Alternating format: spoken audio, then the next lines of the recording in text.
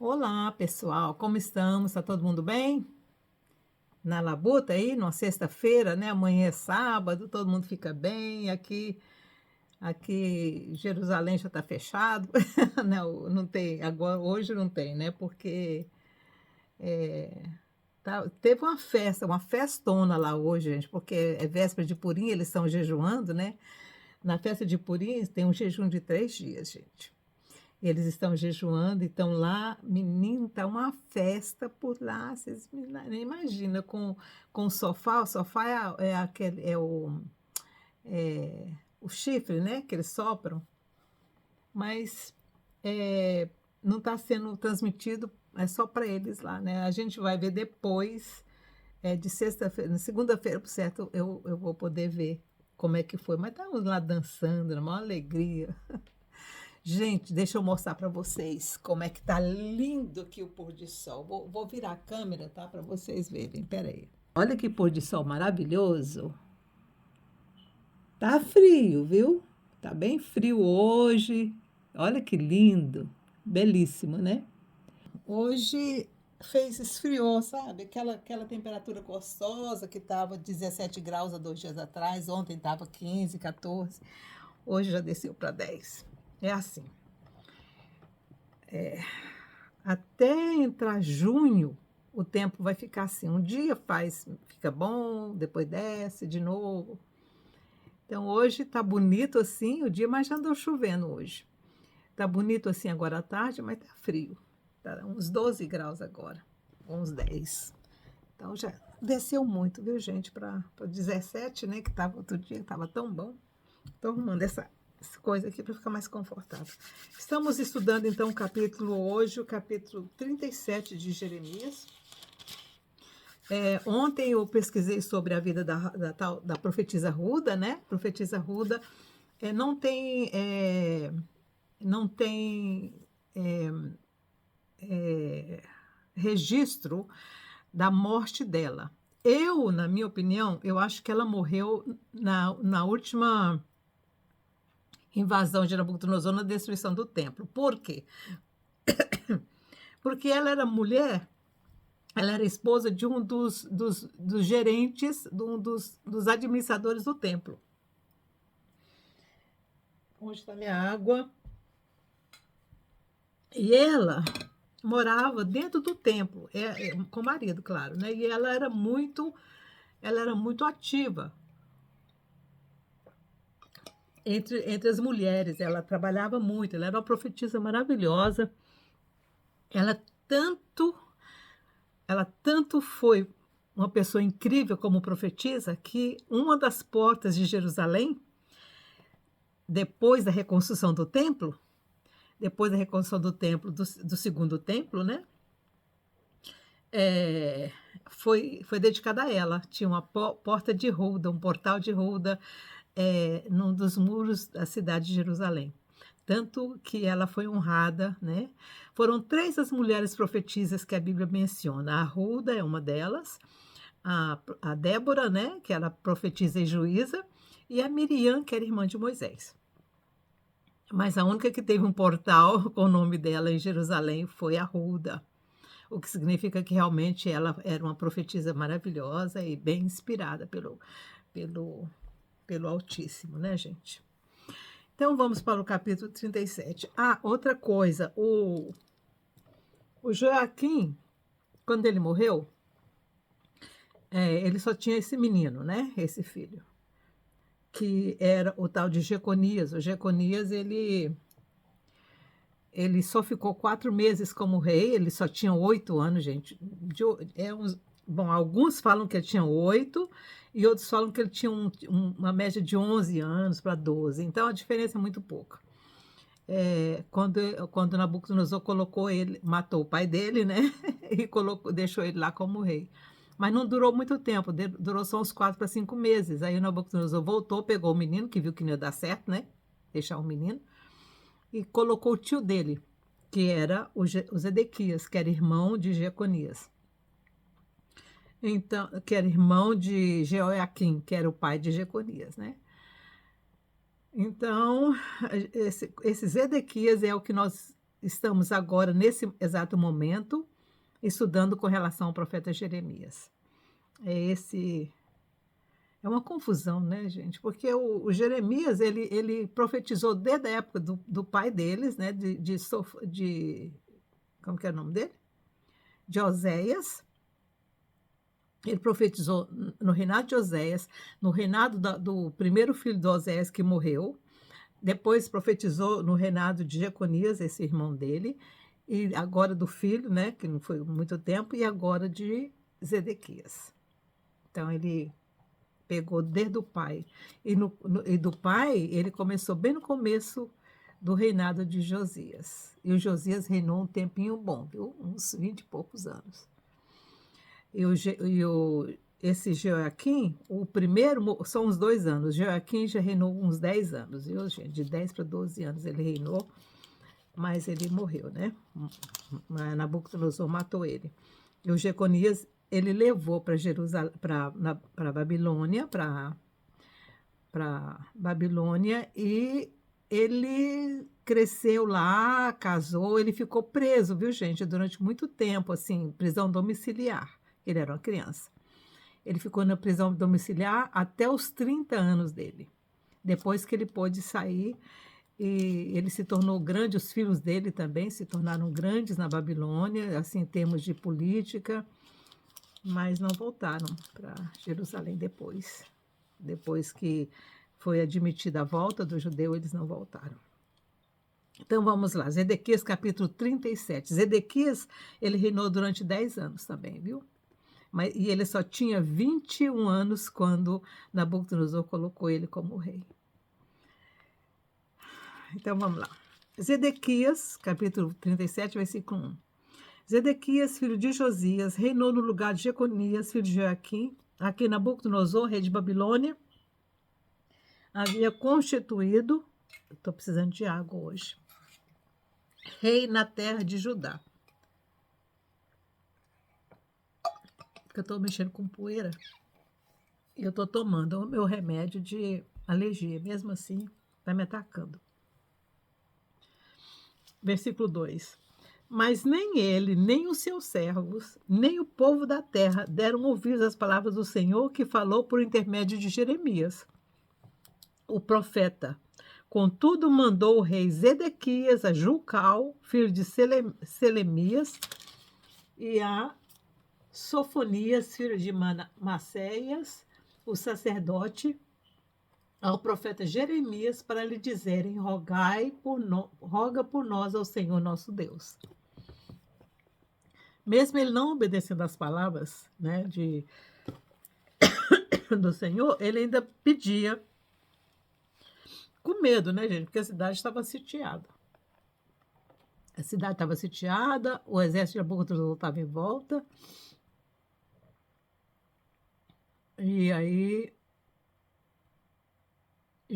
o Zedequias pedia para o profeta orar por eles, para Deus ter misericórdia, né?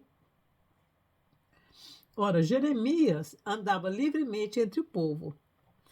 Lembra que ele foi preso 2 vezes, né, gente? Mas aqui ele ainda estava solto, ainda estava andando, né?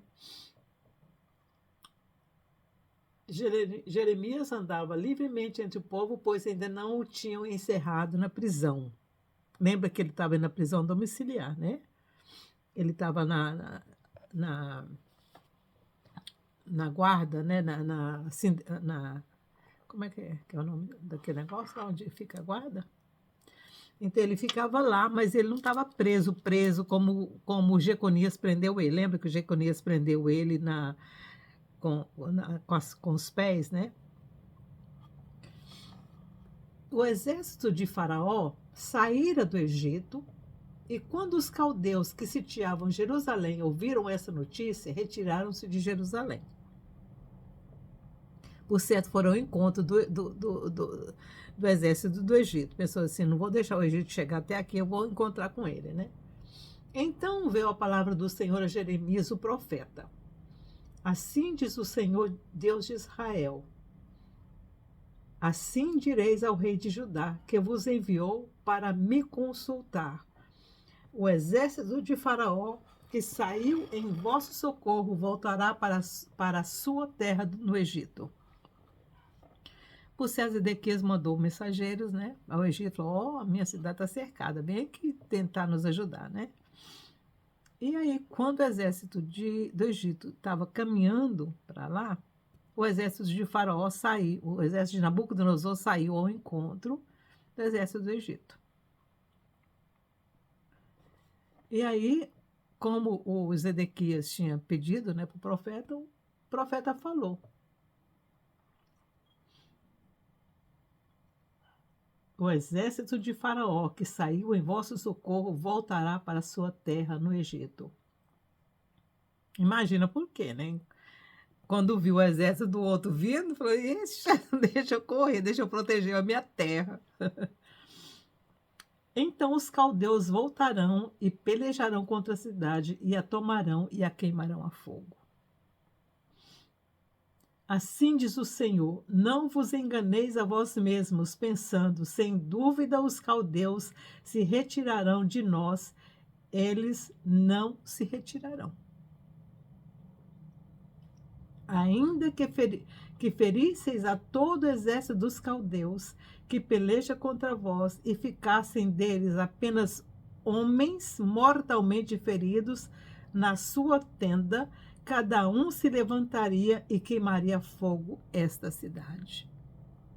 O profeta está dizendo, gente, não tem como o propósito do Eterno é de purificar essa cidade.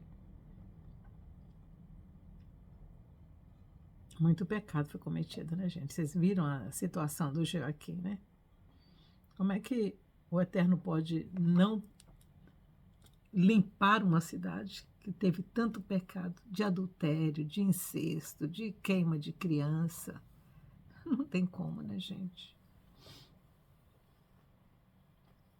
Por isso que o Eterno disse aqui, ó, mesmo que todos eles estivessem feridos, eles se levantariam e queimariam essa cidade. Depois que o exército dos caldeus subiu de Jerusalém por causa do exército de Faraó, saiu Jeremias de Jerusalém a fim de ir à terra de Benjamim para receber ali a sua parte no meio do povo.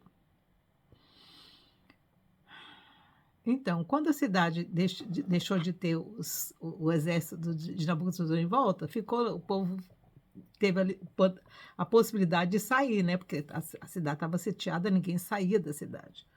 Aí abriu essa brecha, né? Talvez um propósito do Eterno mesmo. E aí eles aproveitaram, né? E Jeremias também. Então foi a terra da terra dele, né? Que é a terra de Benjamim, para confraternizar com os irmãos, com os parentes, né? Com quem ainda estivesse vivo. Estando ele à porta de Benjamim, achava-se ali um capitão da guarda. Ele chegou a chegar na cidade dele, que agora esqueci o nome da cidade dele. Como é que pode? Eu tô ficando madura, gente. Saiu Jeremias de Jerusalém a fim de ir à terra de Benjamim para receber ali a sua parte no meio do povo. Versículo 13. Estando ele à porta de Benjamim, achava-se ali um capitão da guarda, cujo nome era Gerias, filho de Selemias, filho de Hananias, o qual prendeu a Jeremias, o profeta, e disse: tu foges para os caldeus. Lembra que eu falei para vocês que o Jeoiaquim, na época de Jeoiaquim, eles falaram que Jeremias estava sendo espião? Lembra dessa história? Então, de novo, a mesma coisa. Na época de Joaquim, por causa disso, eles botaram ele no tronco, né? Agora vamos ver o que eles vão fazer com o profeta. De novo, a mesma história. Você está traindo o povo, você é. Disse Jeremias, versículo 14. Disse Jeremias: isso é falso. Não fujo para os caldeus. Mas Gerias não lhe deu ouvidos. Pelo contrário, prendeu a Jeremias e o levou aos oficiais. Os oficiais se iraram muito contra Jeremias e o feriram, e o puseram na prisão na casa de Jonatas, o escrivão, o qual tinham transformado em cárcere. Jeremias foi colocado nas celas do calabouço, onde ficou muitos dias. Colocaram ele, gente. Lembra que uma vez eu falei para vocês que eu e meu filho Rodrigo, nós visitamos dessas prisões. As prisões, gente, eram em cavernas, tá? Eles aproveitavam as cavernas que existiam e faziam dela prisão. Eu entrei em uma lá em Jerusalém, onde eu disse para vocês que eu acho que é onde Jesus ficou preso, né? Por certo, o Barrabás estava lá. Então, foi assim que Jeremias foi colocado, num calabouço. Calabouço significa dentro do chão, tá? É um lugar muito frio, muito ruim. Tem aqueles negócios na parede, aqueles ferros na parede para prender as pessoas, sabe? Que eles ficavam presos, gente, com como chama? Porque não tinha porta, né? Então, eles tinham que ficar presos assim com corrente, tá? Então, na parede tinha assim muitos e também tinha embaixo. Quer dizer, ou eles ficavam em cima e também embaixo, no chão.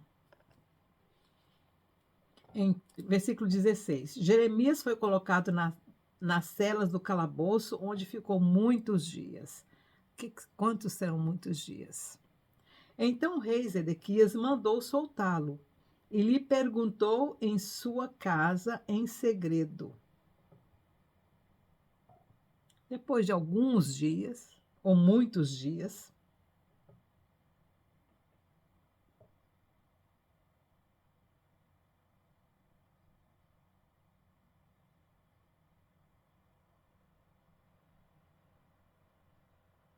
é, então trouxeram ele, né, da terra de Benjamim para Jerusalém de novo.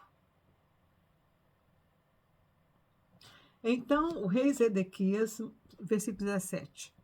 Então o rei Zedequias mandou soltá-lo e lhe perguntou em sua casa, em segredo. Quer dizer, levou o profeta para a casa dele, para o palácio. Há alguma palavra do Senhor? Eita, rei, sem perguntar, o Senhor já falava, agora perguntando que o trem fica feio, né? Respondeu Jeremias: Ah, tem uma palavra. E disse ainda: Nas mãos do rei de Babilônia serás entregue. Então disse Jeremias ao rei Zedequias: Em que tenho pecado contra ti e contra os teus servos e contra este povo para que me pusesseis na prisão? Onde estão os vossos profetas que vos profetizavam? O rei de Babilônia não virá contra vós, nem contra esta terra? Mas agora ouve, ó rei, meu senhor, caia a minha súplica diante de ti. Não me deixes tornar à casa de Jonatas, o escrivão, para que não venha a morrer ali.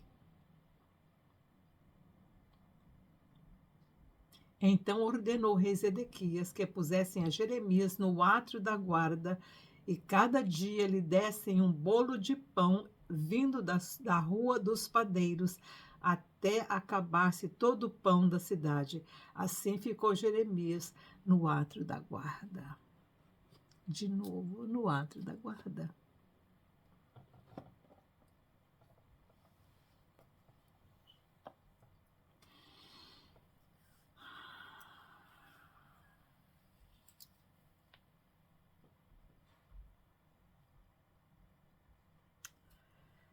Então,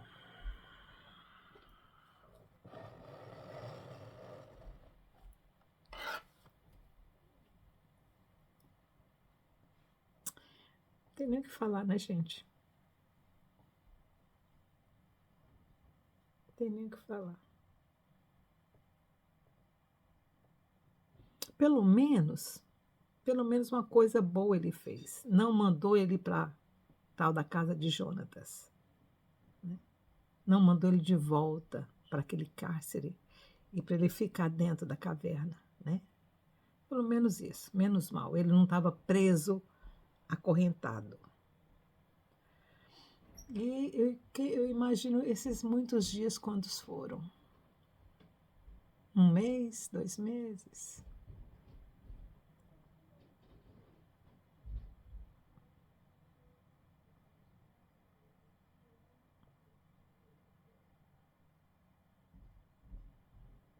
Ai, Jesus, tem misericórdia.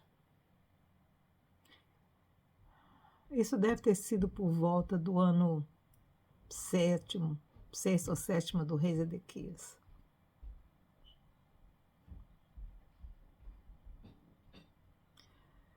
E vamos lá, né, gente? É a tristeza do nosso coração saber que hoje estamos da mesma forma, no mesmo patamar, no mesmo nível, não subimos de nível.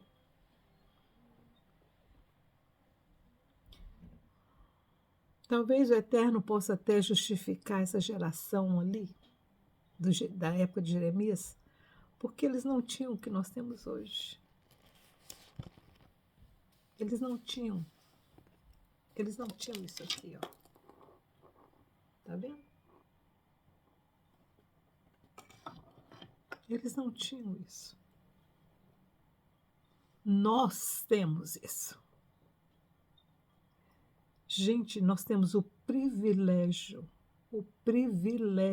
de estudar todas essas profecias, de sabermos a história, como é que eles erraram, onde eles erraram, para não cometermos os mesmos erros. E mais, nós temos o Novo Testamento, o Evangelho de João, para mim é o único evangelho que eu realmente confio 100%, viu? Porque João viveu com Jesus.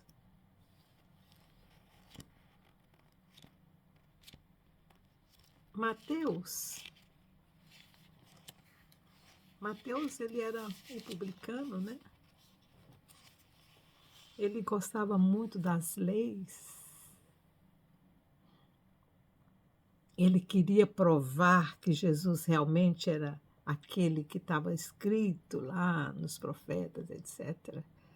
Mas com a visão de que ele era um rei. Mas quando Jesus, na verdade, é um sacerdote, é o nosso sumo sacerdote. O rei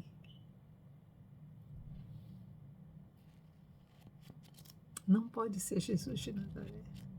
Ele é o nosso rei, o nosso sacerdote, é o nosso emocionalmente. Mas, gente, Jesus era filho de José. E José era da descendência de Joaquim. E qual que foi a profecia que Joaquim recebeu através de Jeremias? Que nenhum descendente de Joaquim seria colocado no trono de Israel. Nunca mais nenhum descendente de Joaquim ocuparia o trono. E José, que era conhecido o pai de Jesus de Nazaré, ele era da descendência de Joaquim. Ele era filho, bisneto, tataraneto, coquaraneto, o que vocês quiserem, do Jeconias, daquele menino de 11 anos, ou 8, segundo alguns, 8, ou segundo outros 11, foi levado por Nabucodonosor para a Babilônia, e lá ele se tornou grande, morreu de velho, e os filhos dele se tornaram grandes, e foram gerando descendência, e é um ancestor de José, pai de Jesus de Nazaré. Aí você disse, não, mas Jesus foi concebido pelo Espírito Santo. Pois é. Jesus é o sumo sacerdote. E ele mesmo disse isso. Ninguém vai ao Pai a não ser por mim.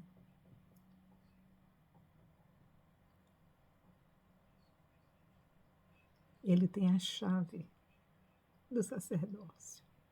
Se vocês estudarem o que significa o sacerdote, principalmente o sumo sacerdote, na cultura judaica, vocês vão entender o que Jesus é para a gente. Lembre que o sumo sacerdote era o único que podia entrar no Santo dos Santos. E ele tinha que ficar lá por 1 hora, um pouco mais. Se ele ficasse mais do que 1 hora, ele teria sido eliminado pelo Eterno, porque ele tinha entrado lá no Santo dos Santos levando sujeira e pecado. Quantos não devem ter morrido lá dentro?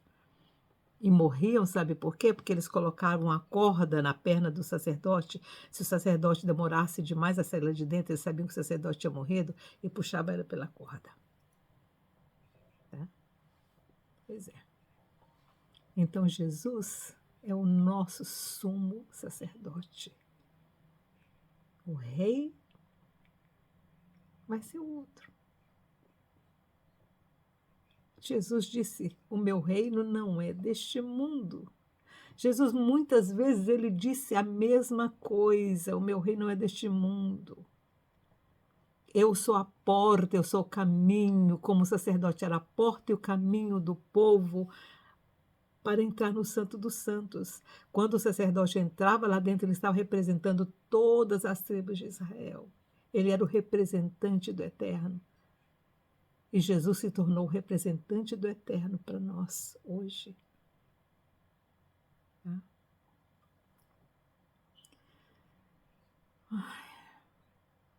Eu te amo mais que a abelha ama a flor.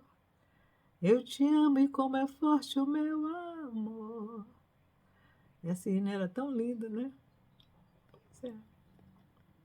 Ai, não tem como viver sem Jesus de Nazaré, viu, gente? Não tem. E dizer a Ele todos os dias que nós o amamos por Ele ser esse caminho, essa intermediação entre o Pai e nós. Ele é a nossa ponte. Ele é o nosso sumo sacerdote. Fiquem com o Eterno, tenham uma boa tarde aí no Brasil, um bom sábado amanhã para todo mundo e amanhã estaremos de volta com a outra parte muito triste da vida de Jeremias. Não vai ser fácil o capítulo de amanhã e por certo eu vou chorar. Tá bom? Tchau, tchau, gente.